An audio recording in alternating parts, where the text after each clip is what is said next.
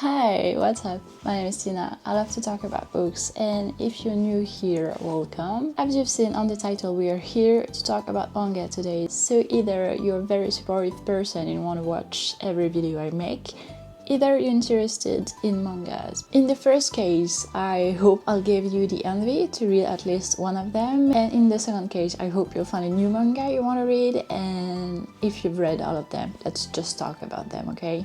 Please tell me in the comments. So without further ado, let's just jump into it. And for that, today I made matcha. I've bought a very good matcha from a very famous region that makes them at Uji in Japan. So everything's related in this video. Trying to immerse fully here. And hopefully I will get to Uji directly this year to get some matcha. That would be quite a projection. Let's see. I hope I'll record it so I can find this portion of video and add it to the video I'll make there. Quite an inception. Okay, so here are my top 5 mangas of 2024. And first, how not to talk about 20th Century Boy. This is a manga that was first published in the year 2000 in Japan. This is a seinen, and a seinen genre in the manga genre is stories that are more centered and aimed at adults, for adults, with more dark themes. And this one is a thriller, kind of supernatural, also mixed with manga. And this manga is set in 2 different timelines. We have the 1969 year, where you follow a group of children who loves to meet in their secret base, and while they are playing they invent science fiction kind of story and end of the world, humanity destroyed type of story. Something very joyful, but also they picture themselves as the saviors of the earth, and they invent heroes stories, and they want to be heroes and fight the evil, and they record these stories in a notebook of predictions. The second timeline is in 1997. You follow Kenji. He's grown up now and he runs a convenience store, and he is taking care of his sister's child because she disappeared. I mean, the mother disappeared without telling anyone why. After the death of one of their childhood friends, the group reunites again and they talk about their past and all the classmates they had. In this storyline also you have Fran, who is kind of a guru type of leader of a sect, and you don't see why we follow him, but you'll soon understand why.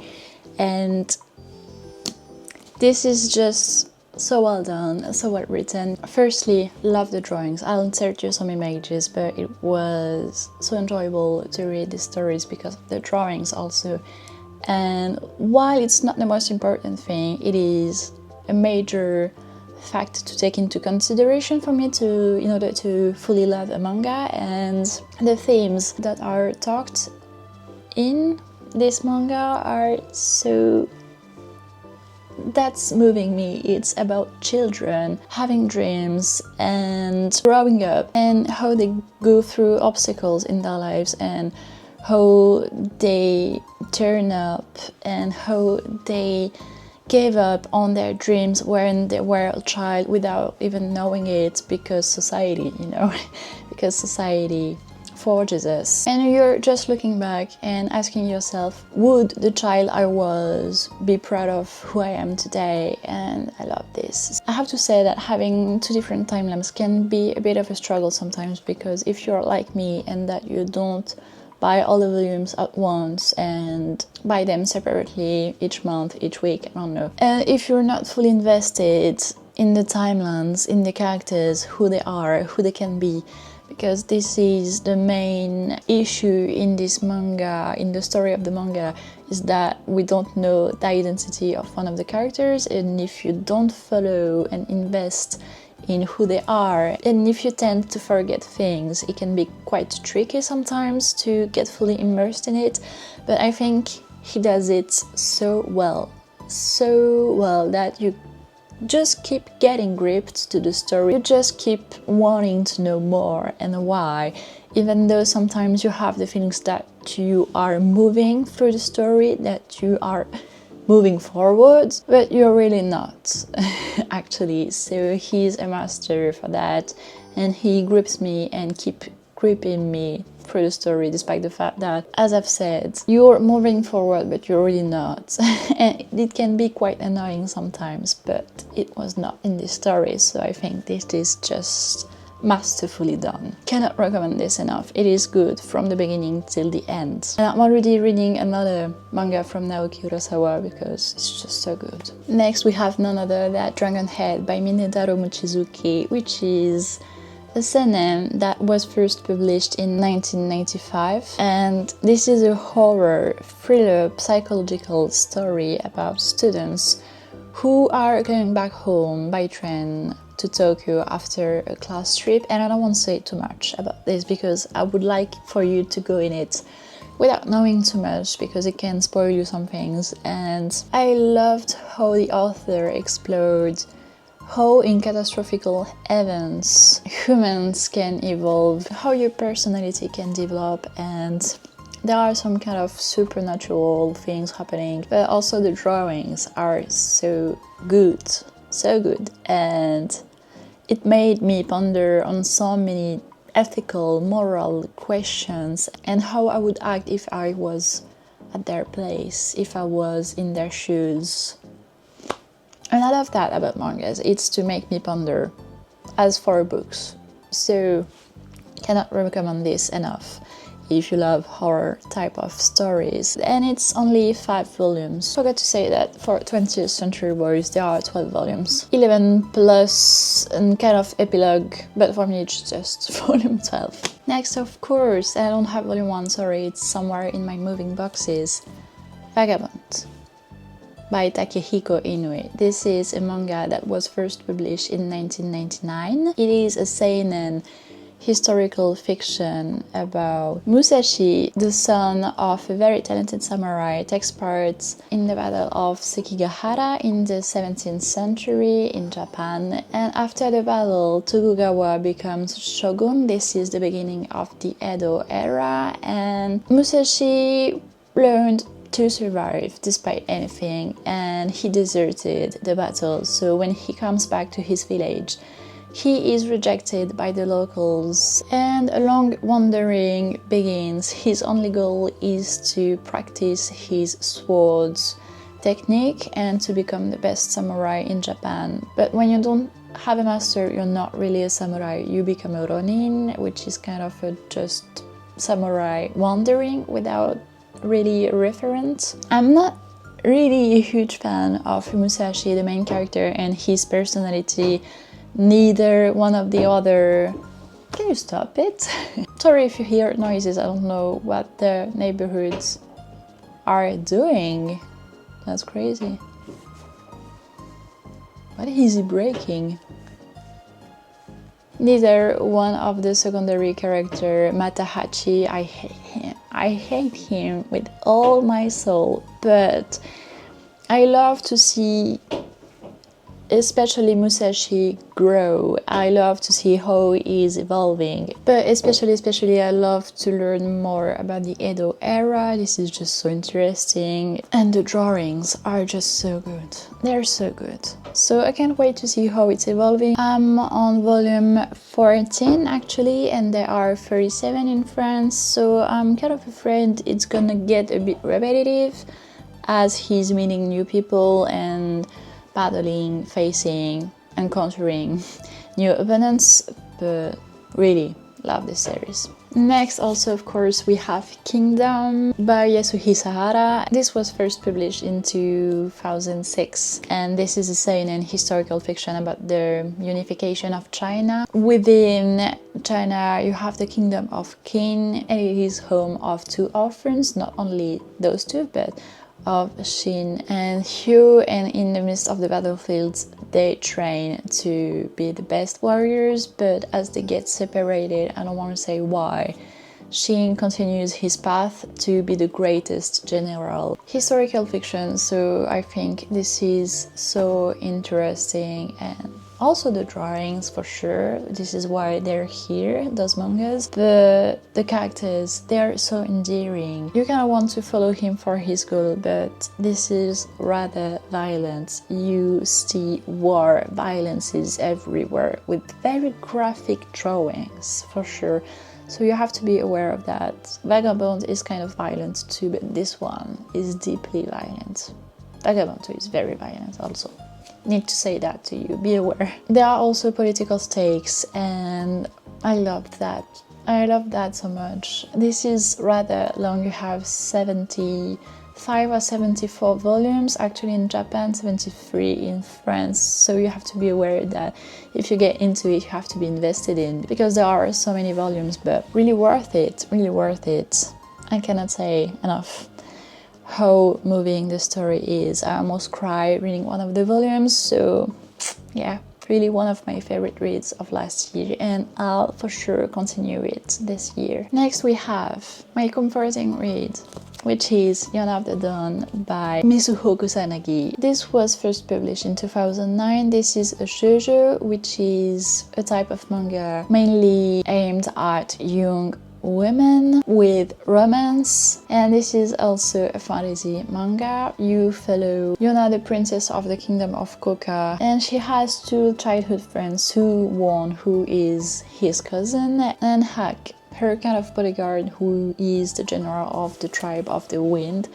And she's in love with Soo-woon since she's a child. We don't judge the fact that she's loving her cousin, okay?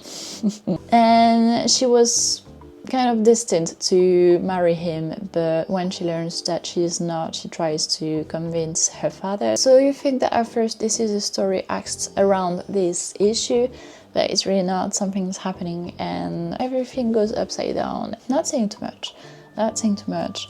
This is a comedy romance, but not that much romance. There is only a dash of romance in it. This is really about companionship and finding your identity, how making encounters forge you also, kind of coming out of age. She's 16 in this, so you really see her growing up and getting stronger. This may be kind of silly sometimes, but I love reading it. The drawings are super cute and the love interest is, for me, it's perfect. It's just a matter of touching hands, of just looks. This is really subtle and I love it. I love it.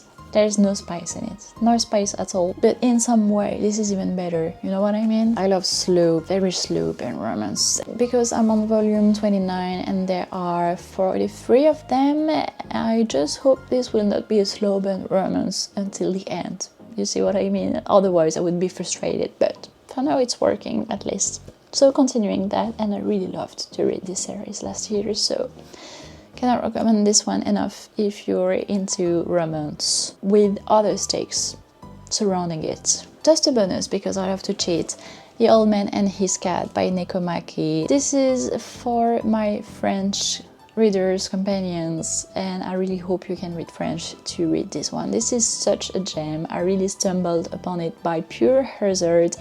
And for me, that wants to learn more about the Japanese culture that loves cat and elderly people moves me so much. This is just a perfect combo. This is so good, and the drawings are super cute. This is watercolor drawings. This is such a comfort read. You follow the characters through all those short stories, through different seasons. Oh, loved it. Finally, still, I have an honorable mention, which is Banana Fish by Akemi Yoshida. This was first published in 1985. This is a shoujo, which is crazy to me because, as I've said, the shoujo are mangas that are mainly aimed for young girls, but I don't know, this could be, they're kind of misogynistic sometimes, but yeah, this is a shoujo action type of manga. This is the story of Ash, a young leader of a gang in New York. His brother took part in the Vietnamese War in 1973, but came back rather disturbed, and you'll learn why reading this, he has to look into why he got disturbed. But also Eiji, a Japanese young photographer, is coming in New York. Thanks to his mother, he's getting in touch with Ash, who is well known in New York for being feared and one of the most violent youth in New York. He is very talented with everything related with defending himself, might it be with guns or his hands with martial arts. He's very smart and clever, and you see how the relationship develops. But also there are very violent themes in this. I would really recommend to read the trigger warnings before getting into it, because some things can be really hard. And this was just not a favorite, despite the fact that I loved some things about it because of the drawings. Firstly, sorry, I just have to say that this is just not my favorite type of drawings, and because the themes are not my favorite either. Gangs and New York are not really my thing, but I loved to be immersed in some very deep storylines, if I can say it like that. It was very interesting in some aspects, but just not a favorite. That's why I give it an honorable mention. So yeah, we're done, guys. Easy peasy. These are my favorite mangas I've read. I really want to get back into Berserk this year, but also I'd love one day to get you through kind of a manga guide with all the mangas I have, because I just don't have them under my hands. They're all in boxes scattered everywhere, and at some point I had manga shelves, but I don't have them anymore because I don't have my flat anymore. But maybe when I'll get back from Japan, I'll have my place again. That will be the next goal after that. And who knows, maybe not. Maybe the next goal will be to keep traveling. All of that just to say that I'd love someday to get you through the mangas I own and which one I recommend and which one I would love to read that are on my TBR, and to get my shelves back. That would be a goal. So yeah, I'm inserting maybe a picture of the way it was like 2.5 years ago. I wonder how it will look like, because I got so many more. And that's the same for books. I would be very curious to see how my shelves would look like today. So yeah, not rambling anymore. Thank you as always, guys, for clicking and for watching to the end. Please tell me if you've read any of these mangas, or if you want to read some of them, or some mangas that are your favorite and that you would recommend to me, and I will talk to you about them if I've read them already. Yeah, love to talk about mangas, and I don't feel like I talk about them enough. So here's a dedicated video to them, and I hope there will be many more. I hope you enjoyed this video, and I hope to see you on the next one. Bye!